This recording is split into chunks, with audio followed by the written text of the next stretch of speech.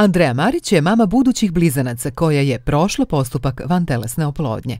Od 21. godine se borim sa neredovnim ciklusima da bi otišla na pretraživanje i moja štitna žlezda nije u redu. To znači nemanje ciklusa, nemanje ovulacija i plus policistični jajnici, oba policistična jajnika. Sve to sam ja imala svaki mesec redovno pomoću lekova, nikako drugačije. Nije moglo. Jednostavno, to je jedini način bio da ja dođem do željenog cilja. Ciklus pred vantelesnu oplodnju podrazumevaju određena primjena tabletica. Ona podrazumeva različite vrste, od kontracepcije, estrogena, progesterona, u zavisnosti od pacijentkinje.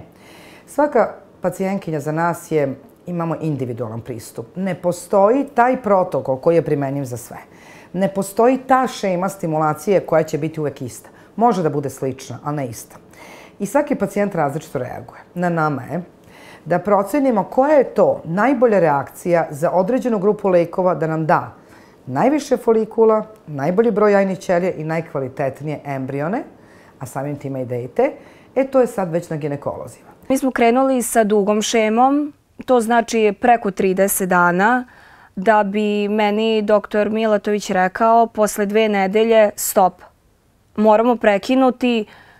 Nisam dobro reagovala. Kada pacijentkinja krene u postupak stimulacije, ginekolog zaista pomno prati i rast hormona, i rast folikula i želi da vidi određenu veličinu folikula i određen nivo hormona da bi bio pod pretpostavkom da će embriolog tu naći jajnu ćeliju.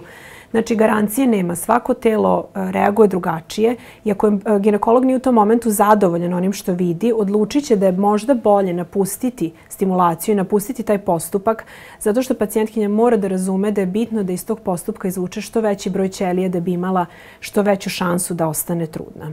Morala sam imati 2 izazvana ciklusa, to znači 2 meseca, 2,5 tako. Sam morala da mi se sve ciste očisti, sve organizam da bude u redu, na normalu, da se vrati što se kaže i da bi onda krenuli opet. Znači, odabir protokola stimulacije, jedan deo, započinjanje stimulacije. To znači da ceo taj program u stvari trebalo bi da traje od 14 do 20 dana, da bude sve gotovo, što znači nekoliko dolazaka, 5 do 6, možda 7 puta u ustanovu u kojoj se radi i koja podrazumeva stimulacije po tom protokolu koje smo dali i onda idu folikulometrije. 1., 2., 3., 4. folikulometrija na drugi dan, svaki dan, na 3. dan, opet je individualan pristup. Cilj toga je da dobijemo što bolje folikule, što više i u jednom momentu kada mi mislimo da smo zaista doveli do potpune zrelosti folikule, da imamo kraj, tog momenta se daje stop ampula. Ako se ja sad sećam, krenuli sa kratkom onda šemom, to je trajalo jedno 10 dana i imali smo aspiraciju, i imali smo embriotransfer, čekali smo i evo dvojke, još malo, na putu su do duše.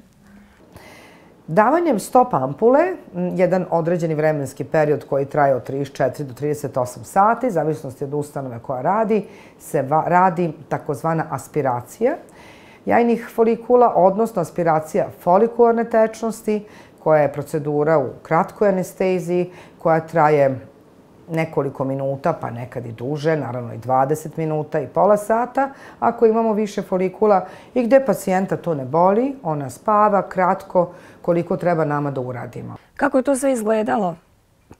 Pa sad ću vam reći malo stresno, naravno kao i za svaku ženu koja ulazi u ovaj postupak, ali jednostavno mora prvenstveno da ima podršku od svog partnera i od svoje porodice da bi uopšte ušla u ovakvu neku priču ili nije lako? Vrlo je lepo što bračni parovi dolaze zajedno. I uglavnom muž sve zna i kakvi su folikuli i kako ide terapija i mi njih čak obučimo da oni ženi daju terapiju.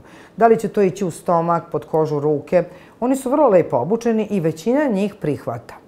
Većina žena prihvata da sama sebi daje terapiju, a jedan broj isto tako će reći meni je lakše da mi stručna osoba to radi. sve je prihvatljivo. Znači, apsolutno sve. Mora se pričati sa doktorima. To je ceo tim lekara.